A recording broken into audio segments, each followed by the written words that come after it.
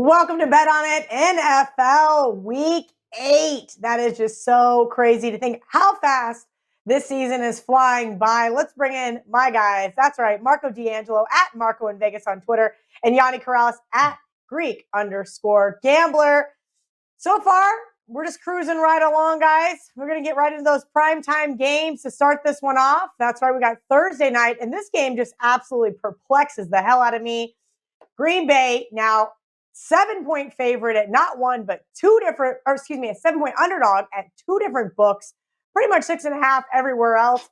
Total 50.5. I will say this much. My buddy Chris tweeted this earlier and goes, did I miss something? Did Aaron Rodgers die? And I said, he did not, but it looks like he will be without a couple of receivers.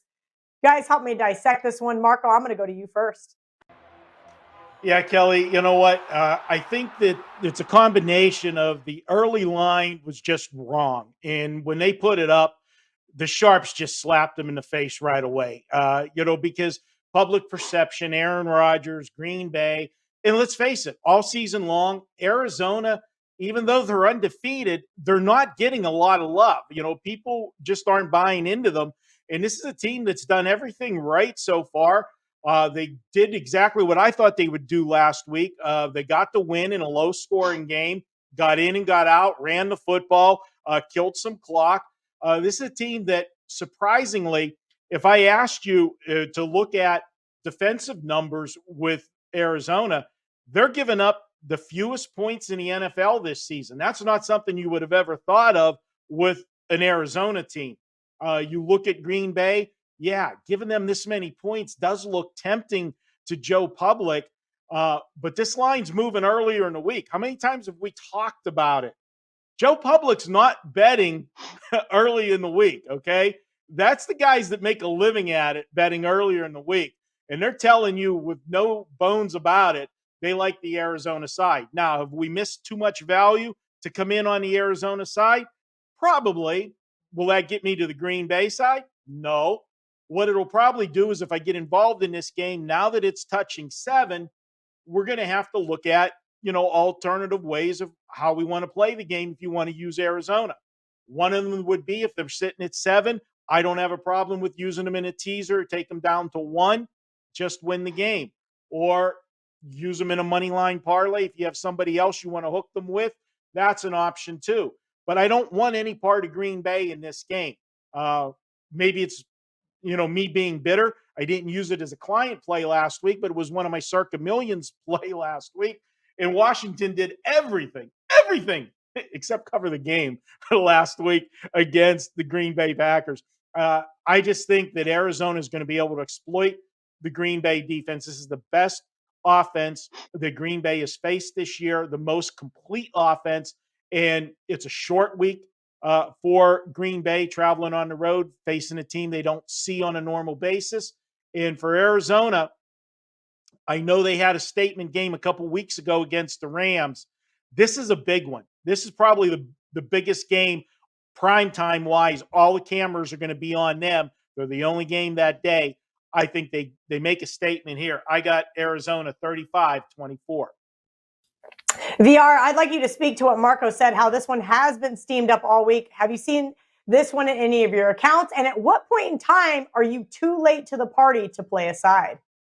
Yeah, you're kind of late now in Arizona because I can tell you that the groups I work with bet Arizona -3.5 and they bet Arizona up to -4. The guys that I work with, like multiple groups, hit it at 4. So I'm sure some people did get down at that 3 and 3.5. Other movers, like I say, that I share info with, they say they got their guys down at 3.5. I was able to get 4s. It was too late to give it out to my subscribers because it immediately went to 6, 6.5. And I get a little worried at that point because, again, my goal is to find the highest return on investment. And knowing that a line moves 2-3 points, it can't be the highest return on investment anymore. Like, you can't make it a best bet unless you like Green Bay. Now you're getting more points. So if you like Green Bay, it would make sense to quantify as a best bet. That's how you should do it. But in this spot, that's why I can't use the Arizona side. Well, look, you got Devontae Adams out, you got Lazard out, and then that third string guy. Scantling's been on IR forever. So you got a couple backup wide receivers in St. Brown, Rogers, and Malik Taylor that have to step in. Now, what can they do? I'm not too sure they're going to have all that much success. Now, we know Arizona's weakness has been against the run, more so than the pass. So I think Green Bay is going to have a lot of problems offensively. And I think that's why you're seeing not only the line move to the Arizona side, but also the total move. That's what I got involved in. And even with my subscribers, I bet the under. We went under 52, 51 and a half, 51. I'll grade it at 50 and a half, no problem, because this one's going to 50 and 49 and a half. Now, the public will probably bet it back up, but the steam's going to move this below 50. That much I can promise you, because it's the heavy hitters that bet the under, the guys that get respect, win or lose, they win. And the line always reflects what these groups do. And again, it makes sense because, like Marco touched on, we think of Arizona as an offensive juggernaut, but it's the defensive side of the ball that has really gotten them to this point. It's the last 2 years it was focusing on the offense, and behind the scenes, they've been building this defense. So for me, I agree with both moves. But for the show, I'm going to go under 50 and a half as the pick for Thursday night. I can confirm the Sunday night game will not be my best bet this week. We're not going to go for 3 in a row, 4 in a row. That being said, Dallas at Minnesota this week was a 2.5 point favorite, down to 1.5. There's still some rogue twos out there. If you like the Minnesota side, total 55. Now, Marco, I'm going to go to you first. I already put Minnesota in my teaser. I caught a lot of flack for it, of course, on Twitter. Your thoughts on that teaser spot as well as the Sunday night game? Yeah, Kelly, in that line dropping down to 1.5, just looked at this on the update. One of the sources that I use right now has Dallas quarterback listed as undecided. And that I don't have information on that. And I'll try to get that when we go to break, exactly what's going on, because that would explain the line drop, why this is coming down. But I'm with you, Kelly. As far as the game goes, I have Minnesota on a teaser.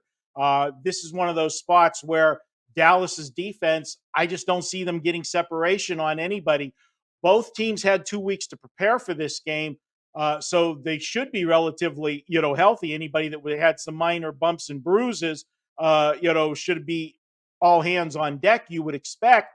And I look for Minnesota, although their defense hasn't played well this year, that offense has kept them in games. And a lot of times they fell behind by 2 scores this year and were able to rally and make it close at the end. So for me, it's teaser or nothing in this game. And when we go to break, I'll try to get an update on why that line dropped and why they're listing undecided on the quarterback at the moment. That is probably due to the line move, but it also could be because maybe there's some steam coming in on the Vikings. VR, have you seen this game in any of your accounts? No, it's questionable. And Dak Prescott's questionable. That's what it definitely is. Because I've seen two-way action from sharps based on that information. I saw some sharp money come in on Dallas at when it was at 1. Now, books that had 1, saw some guys betting money line on Dallas, and also saw some winning groups on taking Minnesota plus 2.5. For me, this is simple. I haven't bet this game. I can't stress this enough. If I'm going to bet this game, it's going to be Minnesota on a teaser. Now, the reason I haven't used it yet is because I'm seeing the total climb. And knowing if a high-scoring game is expected, obviously points aren't worth as much. You lose a little value on your teaser. And I sound like a broken record. Me and Kelly and Marco have all done videos and broken this down multiple times, so I won't waste your time. But we know what kind of teasers win, and Minnesota falls under the wrong teaser. So obviously, I'm looking to use them. The problem is finding the partner to that dance. And I just can't do that yet. So I haven't done so with Minnesota, but that's the only way I would bet it. And I would feel confident it's plus EV My only fear, again, is the high total. That's why I wouldn't bet it big, but still would classify as a plus EV teaser at that number. All right, great stuff. Both primetime games up for grabs. We're going to take a quick commercial break. When we come back, it's time to see Ralph. Sign up for the free WagerTalk text club to gain access to free plays and exclusive discounts. Just text WagerTalk to 33222 to sign up and get a $10 coupon to use on WagerTalk.com. Welcome back to Bet On It. I am Kelly Stewart, and we are going to be joined by Ralph Michaels right now for some TNA. Ralph, there's my guy. I'd like to give you a quick shout out because Sunday was pretty meh for me. Ended up being a 2-2 day, but you know what saved me? Those 3 unders that you gave with the double-digit favorites. That's why it pays to listen to this segment. Ralph Michaels always killing it. I love it with all these data points. Ralph, let's get right into this week in the NFL. Thanks, Kel. A couple weeks ago, we talked about buys. And when you saw the charts that I posted, it wasn't really necessarily the teams after a bye. The eye-popping numbers were teams before a bye. I took that same philosophy and looked at Thursday NFL games. How often do people say, oh, NFL teams on rest playing on Thursday on a short week, and they try to dissect the numbers? But take a look at chart, guys. If you could throw up chart 1 at what teams do with a Thursday game on deck and they played on Sunday. That means they didn't have a bye. It means you're playing again in 4 days. You had 3 days rest. Home favorites, Kelly, look at that. Home favorites on Sunday only hitting 38.5% when you have a Thursday game on deck. You know you're playing on short notice. And opposite for home teams. Home teams 69 and away teams 69 and 66% when you have a Thursday game on deck. So surprising numbers to me. Take them for what you want, but it's always important to dissect situations and look how teams do before certain situations and after. This certainly an eye-opener for me, and it came to my mind. Brian Leonard reached out to me a couple weeks ago and said, hey, the Browns are playing and they're playing a Thursday night game on deck. What are teams in those situations? So shout out to Brian Leonard for bringing it up to me. But home favorites, a negative play with a Thursday game on deck. Road teams, a very positive play with the Thursday game on deck. That one's just super interesting. I didn't expect it to be quite that much parity, but there is. Great stuff, Ralph. What other chart do you have for us this week? Well, if we're going to look at how teams before Thursday do, let's look at teams on Thursday. And you're going to see a chart. There's 3 parts to this chart. If you look to the left, those are just teams on Thursday night football since 2015 and since 2010. The chart on the right is if teams are off a win going into that Thursday game and if teams are off a loss. But let me ask you this, Kelly. Take a look at Thursday night teams. The home favorite since 2015, 59%. The away favorite since 2015, 68%. Any surprise? A short week? Who's going to have the edge? The better team with a better coach has the advantage on Thursday night, and this chart explains just that. Home favorites on Thursday with teams that both played on Sunday, 58.6%. Away favorites, 68%. You see those charts to the right. If a home favorite is off a win, they've hit 66%. And look on the very bottom of that chart, an away dog off a loss, 42.9%. Again, I'll post these on Twitter. You could take a look at a little deeper dive. But the thing to take away with this, if you like the favorite on Thursday, be it a home favorite or a road favorite, don't be afraid to play them. Yeah, those home dogs not really barking on your chart, but that's okay. I got the one on Monday with the Seattle Seahawks. Ralph, I know you have a few quick hitters before you leave. Well, Kel, we know that L's a league of parity, semi-parity, and also a league of overreactions. What have you done for me lately? We know that you guys talk about look-ahead lines on Bet On It. We see the look-ahead lines and how much they change after a team did poorly or successfully. Well, how about this? NFL teams that failed to cover by 21 points. So not only did they not cover the spread, they got blown out ATS. Just blindly, if you played every team that failed to cover by 21 or more points, you have hit 56% against the spread the next game. If you're a home favorite that failed to cover, you hit 52%. A home dog, 53%. An away favorite, 56%. An away dog, 58%. The team that applies to that away dog situation that failed to cover by 21 or more points last week, Carolina plus the points versus Atlanta. Well, we talk about overreactions. Do people overreact to Jacksonville winning a game? This isn't a huge sample size, so while it's 65%, it's only happened 20 times.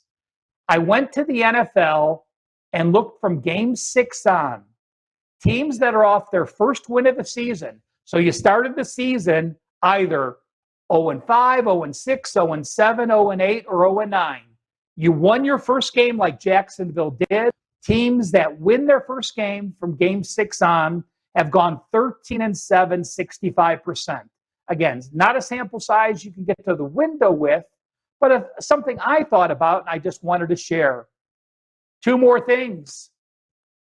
Teams that are off a win as a dog, winning the game straight up, and you were a dog, and now you're an away favorite.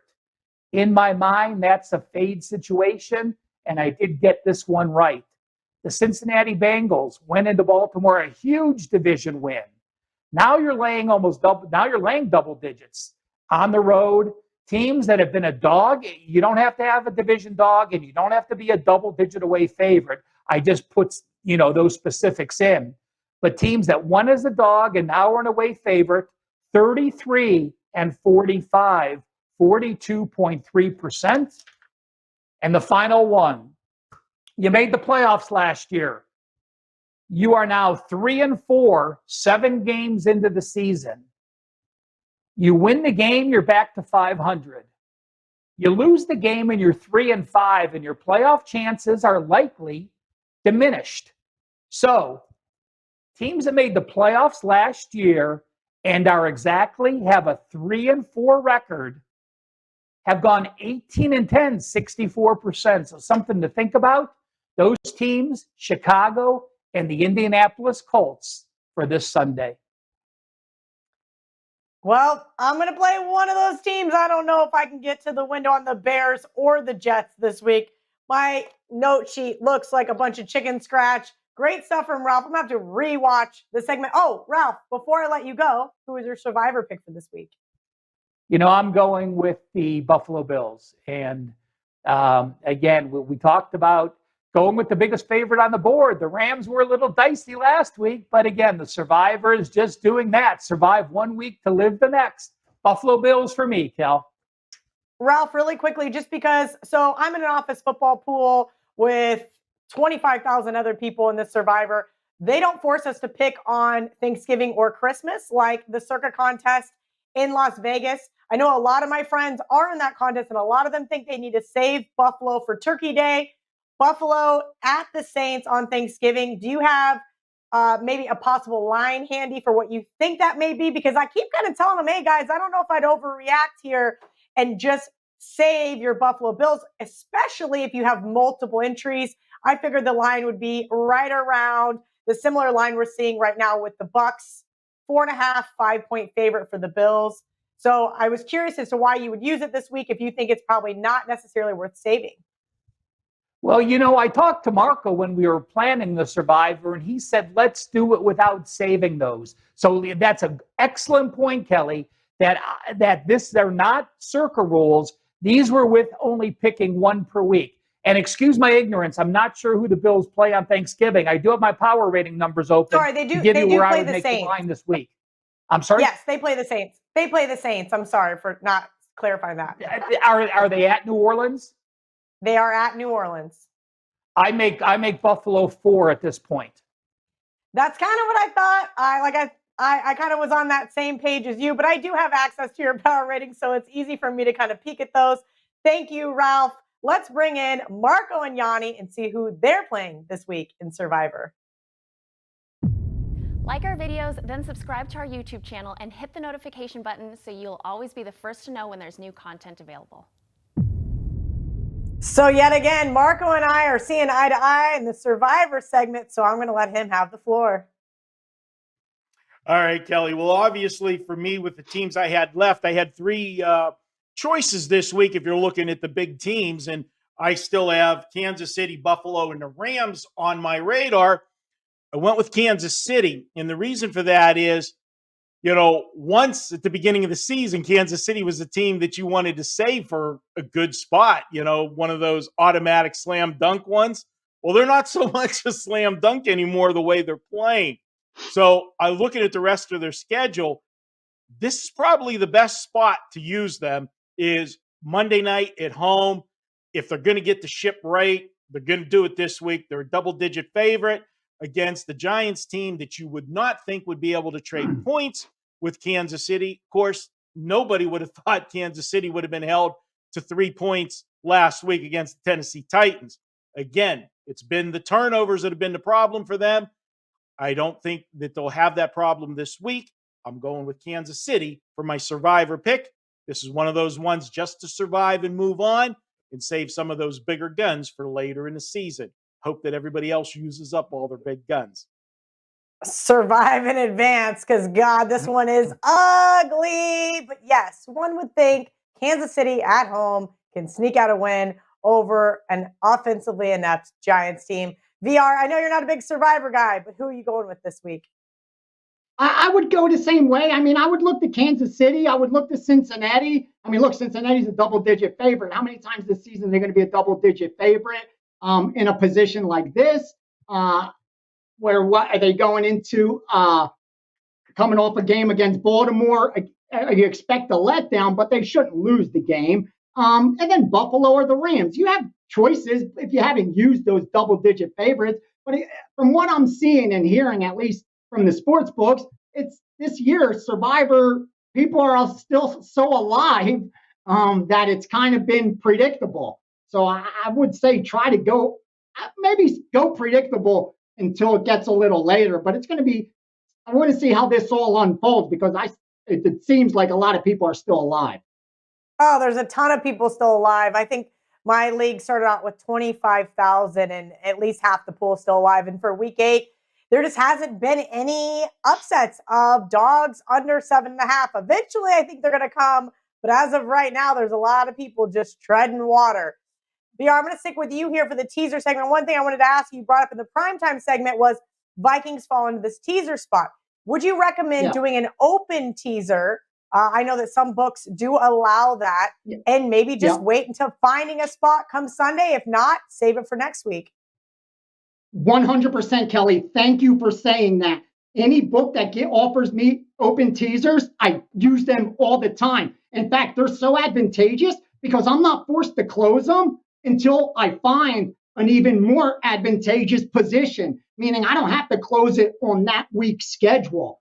There's so much value in those if you have patience and discipline and your goal is to win. Now, real quickly for this teaser segment, there's only one team that I would tease right now. I can't say this enough. It's Minnesota. I bet to win. No other team falls under the Wong teaser as we go to tape. So I wouldn't pick any other team. Just like last week, I told you, pick anyone out of a hat. I don't care because it's a losing bet. It's a coin flip whether it wins or lose.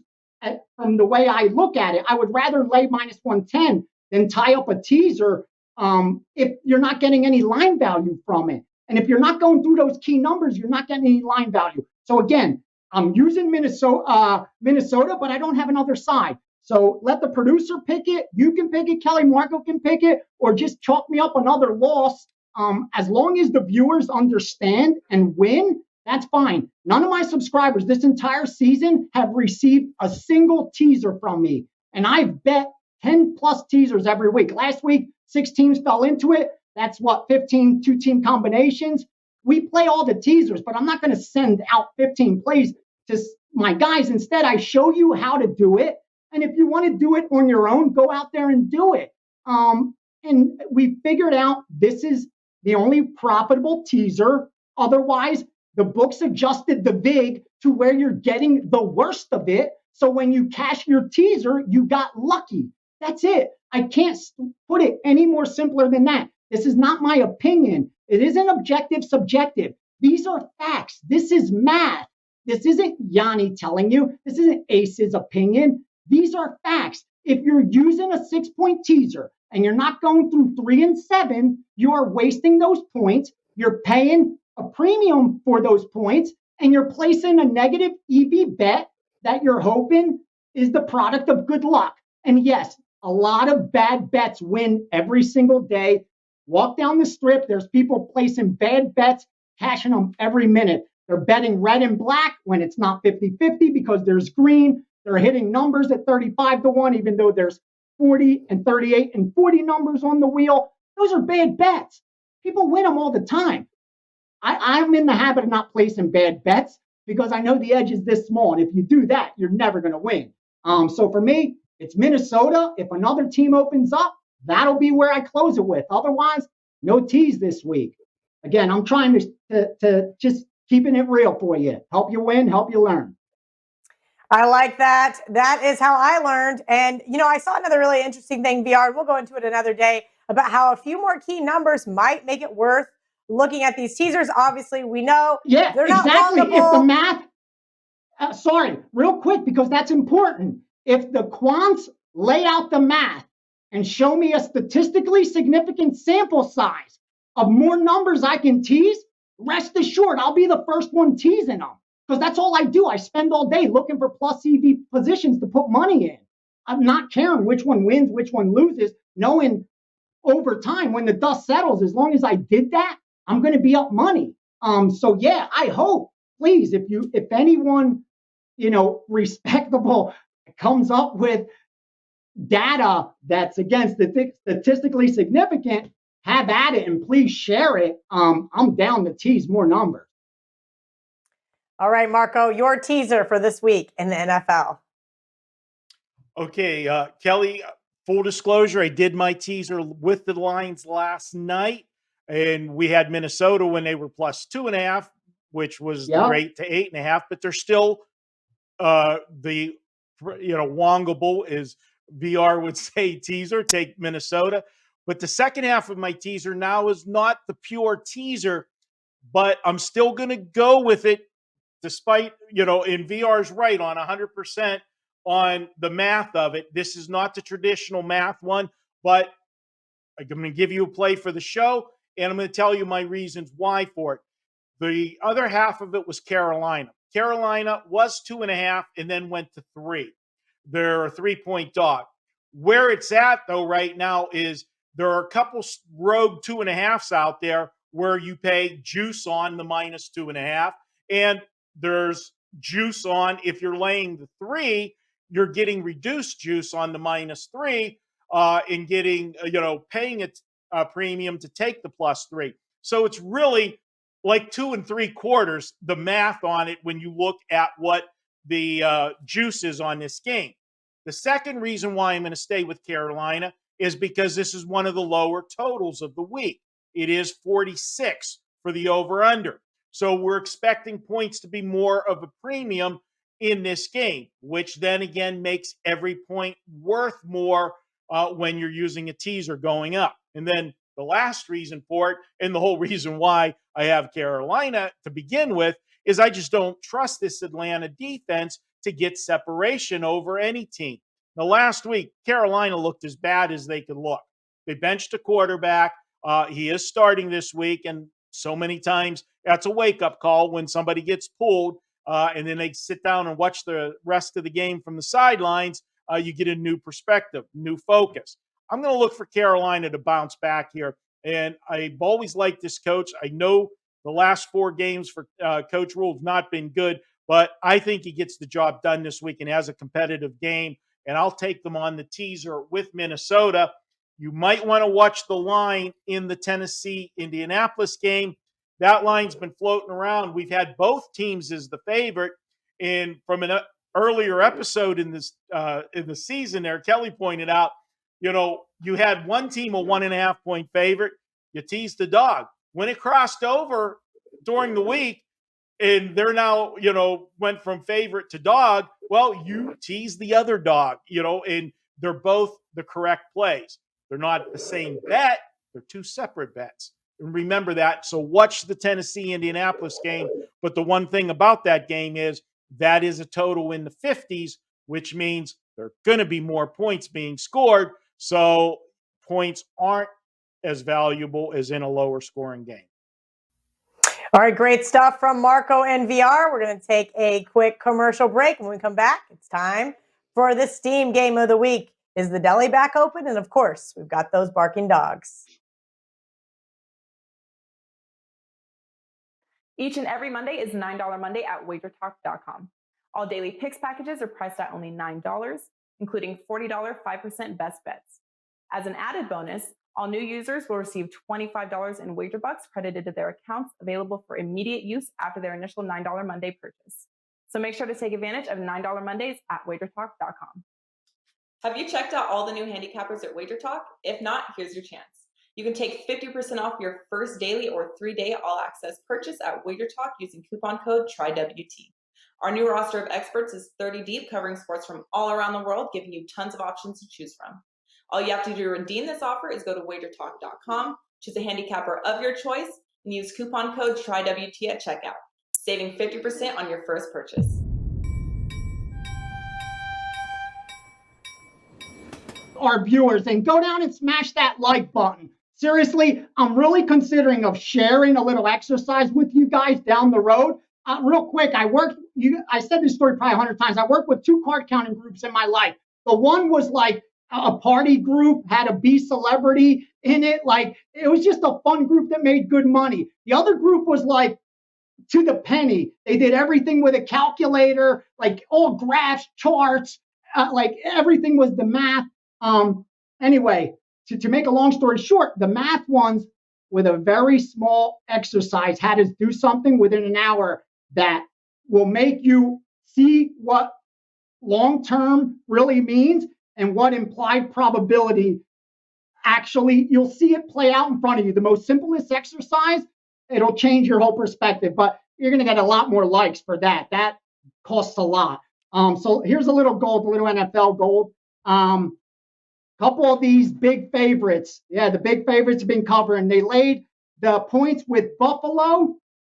We laid the points with Cincinnati. These are chalky that I could let you know for sure that the betting syndicates are behind the big moves there. Those are double-digit favorites. And then also bet Atlanta before the -3. Bet Atlanta money line. Bet Atlanta -1.5 and 2. What else did we get down on? Oh, Cleveland. Cleveland. Again, at -3, now it's 3.5. That one's sharp. Under on Thursday night, you got that already. Over 43.5, 43 Jacksonville, Seattle. That one came in today. And Denver -3. That's still available. Yeah, there's some NFL for you. I gave you. I'll give you that as a best bet. You're going to get this last one as a best bet. Oh, my Steam. Sorry. Who was I going? Oh, real quickly. All right, let me just get this all in order. Sorry, no, VR, take your time. I love that you. I love that we're getting this here. live. I'm sorry, I just have so much stuff. I'm like I said, I could have just said buy GBTC for Steam, but we'll take the New Orleans Saints. I'm going to take the New Orleans. I mean, is that who I? No. Are we doing the? I'm sorry, I'm all over the board here, guys. Are we doing the dog or the Steam? We're doing the Steam. We're doing the Steam. The Steam is the Jaguars. I'm on the Jaguars as my Steam play. That's why I'm confused, because we haven't bet it yet. Sorry. I have a buy order on Jags +3.5. Now, I haven't released it to my subscribers yet, because there's not 3.5s available. Every time a 3.5 pops up, someone buys it. That's what a buy order is all about. If you look at the Westgate, you'll see it went 3, 3.5, back to 3. You look at Circa, 3, 3.5, back to 3. They all did that except Penny, who just moves the juice, because again, that's the sharpest book. But why do I like the Jacksonville side getting points against Seattle? Number one, how bad did Seattle look on Monday night? Now you're going to say, what are you talking about? They covered the game. They're going to, if they play like that against Jacksonville, they're going to have a lot of problems. The only thing, the Jacksonville defense, you're going to have success throwing the football. You're not going to run on them. They're very good against the run. Just look at the metrics. It's against the pass that they have problems. But they're going against Geno Smith. And look at his box score last week, 12 for 22 with 167 yards. That's high school football. You're not getting it done in the NFL. Jacksonville coming off that, hadn't played in England, coming off that bye. This is going to be the reason, again, I haven't given it out yet. I think it's going to be so one-sided, even though the betting syndicates and the sharp money's on the dog, there's a chance. I think it's probable we get that 3.5 because they're going to fall for that Seattle side that got the cover on Thursday night against a Saints team and now playing a much weaker Jacksonville team at home, especially Jacksonville having the travel. But again, this should be this is a coin flip at a pick power rating wise, even in Seattle, believe it or not, without Russell Wilson. So yeah, getting 3, we'll grade it at 3, but hold out for 3.5. If you agree with me, I think we're going to get there. Sorry for all the confusion. Like I said, I have so much stuff here. I would love to see your note sheet this week. If you guys have never seen it, VR is the most detailed, best penmanship ever. It is basically the exact opposite of my chicken scratch notes. I have all these beautiful pins, but this is one of my favorite. This is the only one I ever use. But I tried to be like him and color coordinate. I just couldn't do it. My brain just needs to write it down as fast as humanly possible. Marco, is the deli back open? Because you kind of mentioned you may have a stinky sandwich for us. Well, Kelly, we're going to have a little bonus play for you. I couldn't risk getting the deli closed again. Hey, I've got a lot of employees at the deli. They've got families to feed. If I keep getting the deli shut down for health code violations, I feel bad. So we'll have that little bonus play for you after I give you the trap game. And the trap game, it's an encore performance. It is the Jacksonville Jaguars, just like VR's Steam game. And I'm glad to hear the Sharps agree with me. This, to me, is the biggest trap on the board because why? Well, it's Jacksonville. Nobody wants to bet Jacksonville, not on the road, especially at Seattle. Seattle, that's one of the toughest places to play in all of football. The 12th man, all that. That's ancient history. That's not the case anymore. What also is not the case anymore is the Seattle Seahawks are not a playoff contender anymore. Their season ended Monday night.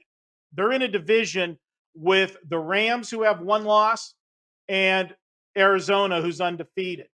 Seattle, it's over for them. They have no shot at the playoffs this year. And for a team that's a perennial playoff team and they're without their leader, you're going to see this team, they're a candidate to toss the towel. It could get ugly the rest of the season. And if you look at the way they've played this year, their defense has been horrible. Now, I know you're going to say, hey, they held the Saints in check on Monday night. They only lost 13-10. Yeah, it was inclement weather. You had a dome team playing outdoors in the elements, and that dome team also had a big game on tap this week, which we'll talk about in another segment. Don't buy into it. I like Jacksonville here. And Trevor Lawrence, hey, he came into the league with a lot of hoopla, and, it's hard to live up to all of that. But if you look at the last 2 games, he really has improved. 2 games ago, 23 of 33 throwing the ball for 256.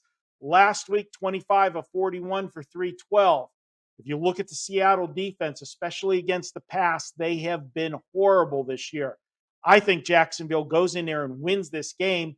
And I would tell you, I like them plus the 3, but hold out till Sunday morning because when VR and the Sharps will be able to grab their number, you're going to be battling them, but there's going to be more public money on Sunday morning coming in on Seattle because the public doesn't bet till late in the week. They bet on game day, and they're not betting Jacksonville. I can guarantee you that.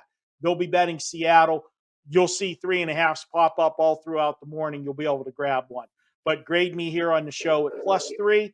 Jacksonville is my trap game. Now, that stinky sandwich that I couldn't give to you, in the college segment, we joked and said, hey, VR's got the gold.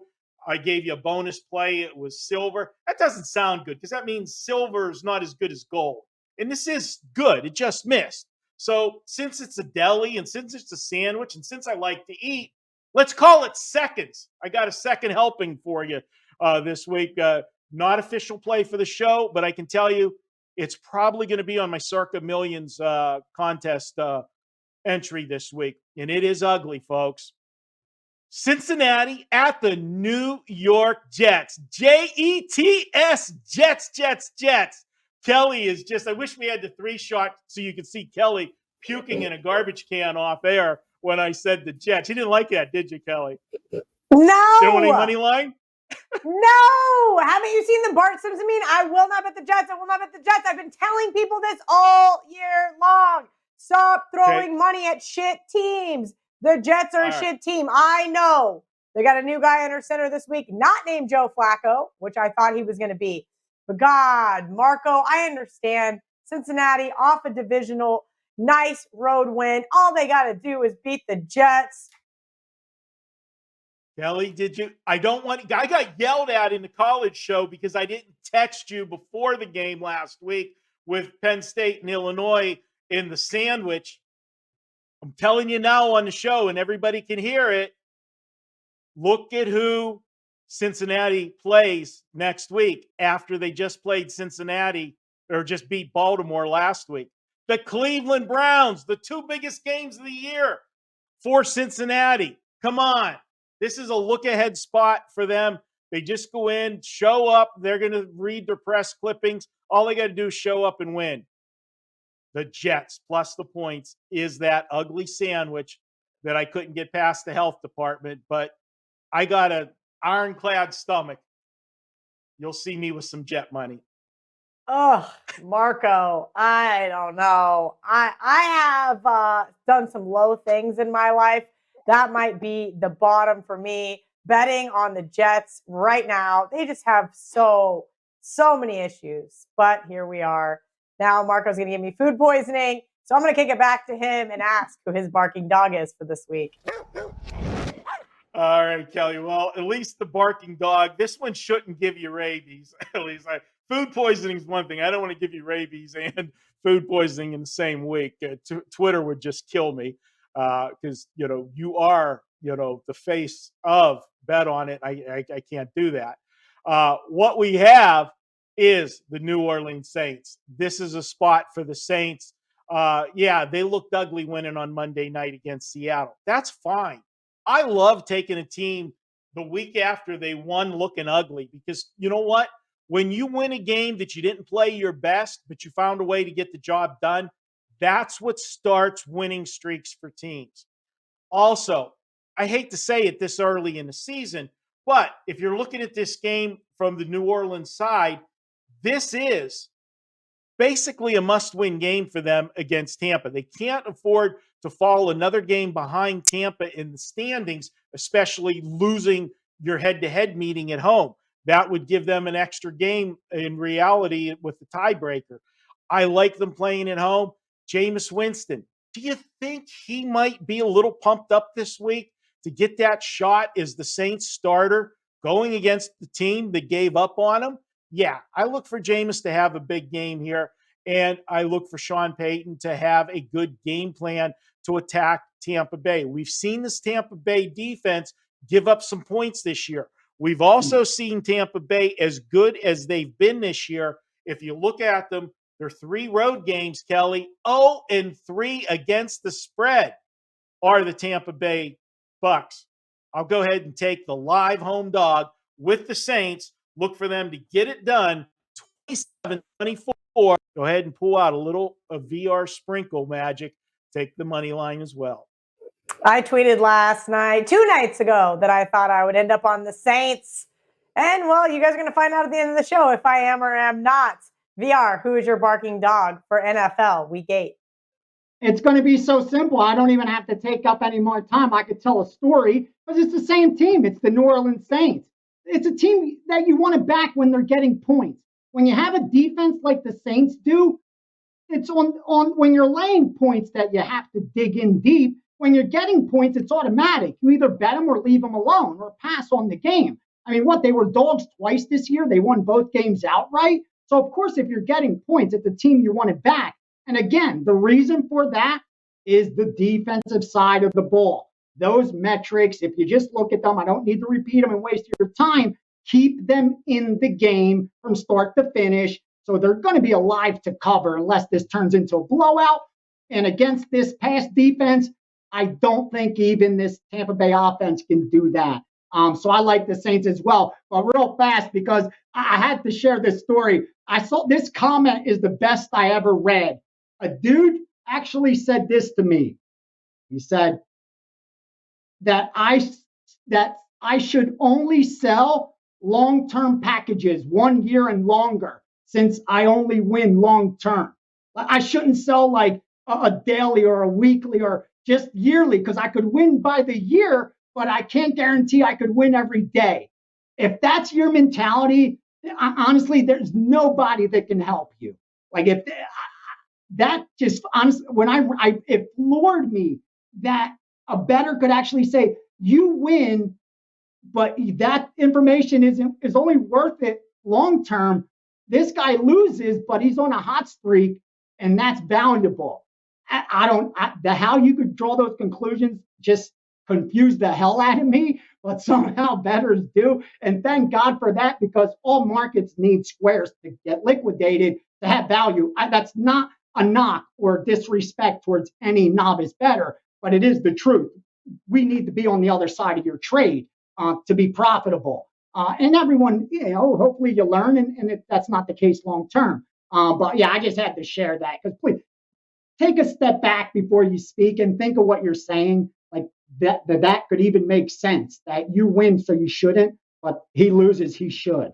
I don't get it. Anyway.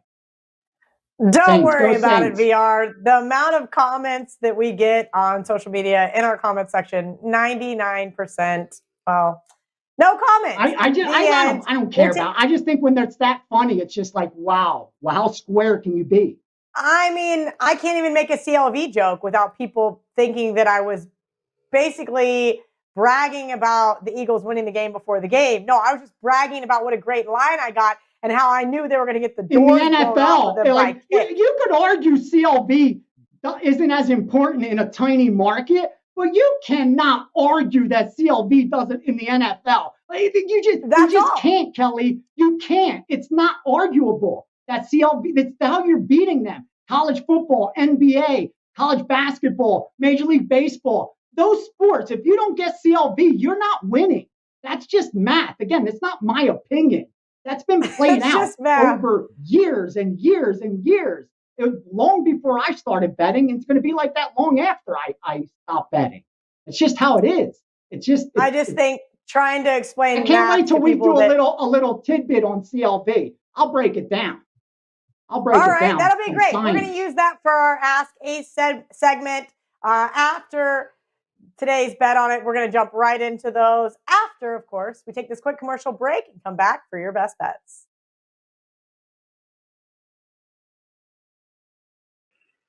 Tuesdays is known as $2 Tuesdays at WagerTalk.com and SportsMemo.com, where you can get the hottest handicappers' best bet or daily package for only $2.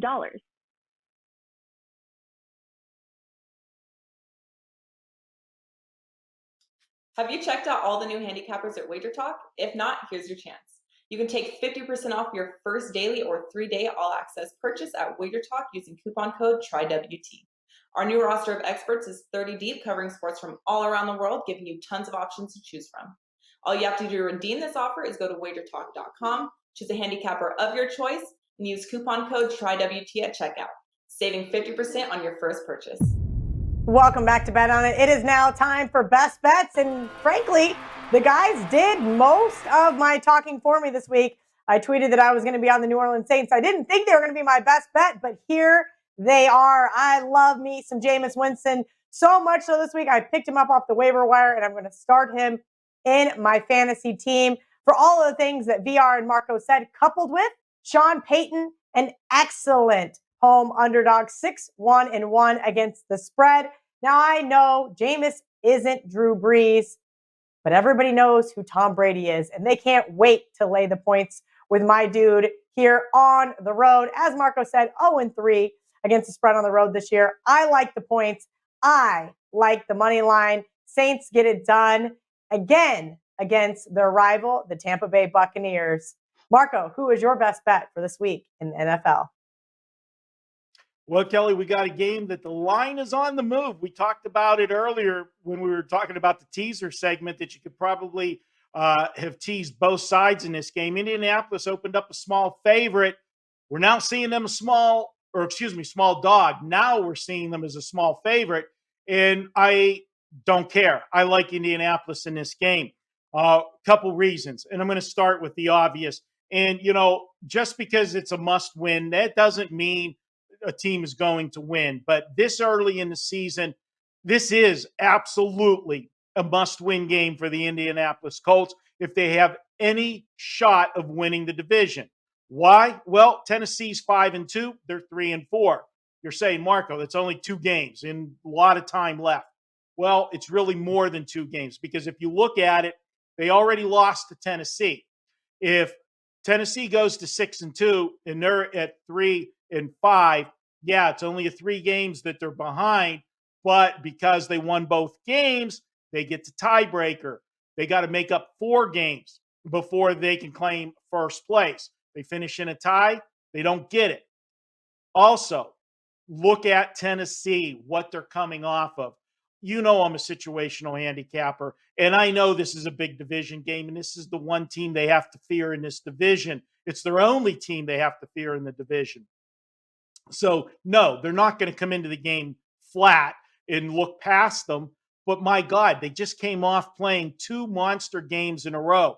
Can you have this team play at that level 3 weeks in a row? They played Buffalo 2 weeks ago on Monday Night Football. We saw what they did against Buffalo.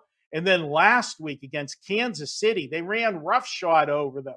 When did you ever see a Tennessee defense hold anybody to 3, let alone Kansas City? But that's going to change this week. I know Carson Wentz has gotten a lot of heat over the last couple of years, but honestly, he hasn't played bad for Indianapolis thus far. Remember, he had no preseason this year because of the injury. Came in and started the season cold. Yeah, you can have practice, but it's not the same, especially when you're changing teams. He did have the luxury of being familiar with this offense because Frank Wright was at Philadelphia before when he was there and learned that offense.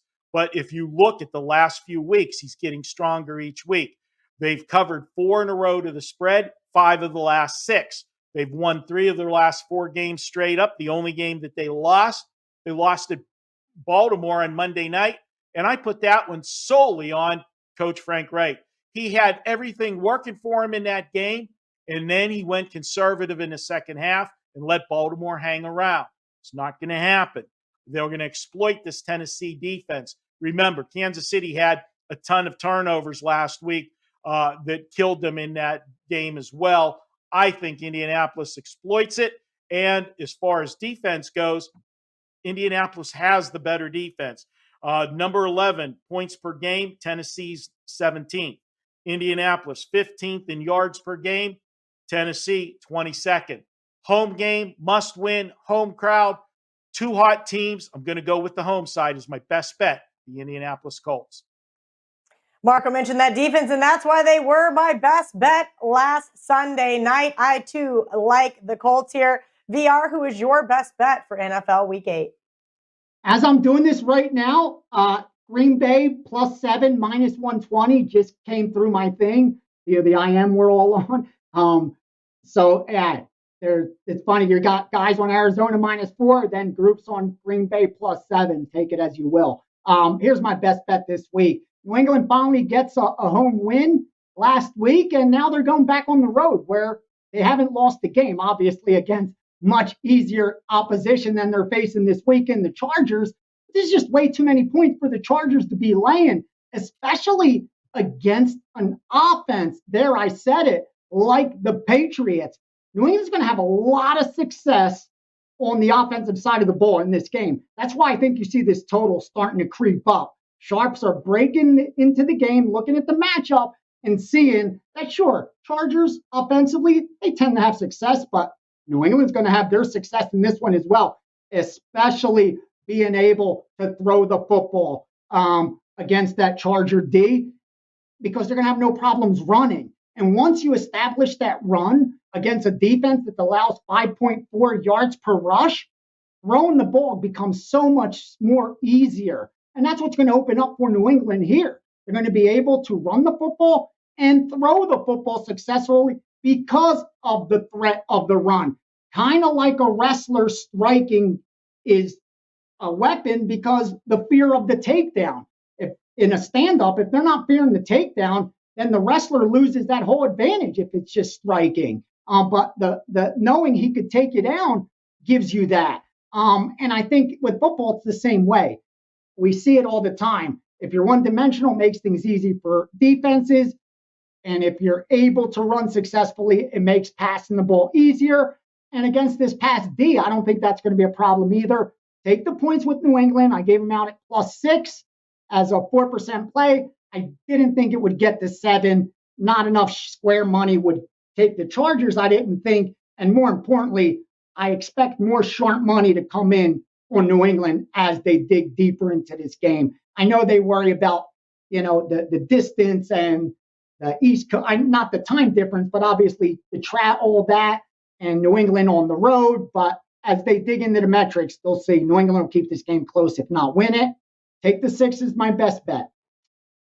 Loving the best bets this week. I am also on the Patriots. We are going to take a quick commercial break. When we come back, it's time for the recap. Sign up for the free WagerTalk text club to gain access to free plays and exclusive discounts. Just text WagerTalk to 33222 to sign up and get a $10 coupon to use on WagerTalk.com. Okay, we know that you might be sick of hearing about spooky good deals this Halloween weekend, but we've chosen this Friday, Saturday, and Sunday to bring back one of our most popular specials. The WagerTalk Fill Your Cart is back. This Friday, October 29th, Saturday, October 30th, and Sunday, October 31st, you will get a 31% discount on everything you fit into your cart. Whether it's a daily package, a one-day all access, a 3, 7, or 30 package, a full season of college hoops, or a full 12 months from your favorite handicapper, you will save 31% with coupon Halloween31. You can fill your goodie bag as many times as you want until the clock strikes midnight on Sunday. Finish off October with this ghostly good deal and fill your cart wisely. All right, it's time for that NFL Week 8 recap. Thursday Night Football. VR says the under got steamed under 50.5 for him. And Marco says Arizona -6.5 is his lean. Sunday Night Football, both guys said go ahead and throw Minnesota in those open teasers. Marco's teasers the same as mine. Paired Minnesota with Carolina. Carolina just now out of that teaser spot, unfortunately. So VR said he is going to be a TBD on that second leg of his steam game. It's the same as a trap game. And that is Jacksonville +3. Both guys said, just wait. No reason to hurry up and rush to bet this one because they think we can find a 3.5. Marco and I have Survivor in Kansas City. VR says Cincinnati is worth a shot here. Everybody's barking dog is the New Orleans Saints, which is coincidentally my best bet. Ralph, I forgot to talk about his Survivor play. That's right. He's on the Buffalo Bills, but I do not know if you should use it. If you only have one play left, you might need to save that guy for Thanksgiving. Best bets from the guys, New England +6 for VR and the Colts -1 for Marco, all of which I have already played. I love to see that trifecta. Appreciate you guys hanging out with us each and every week. From myself, Marco, Ralph, and VR. Let's bet on it.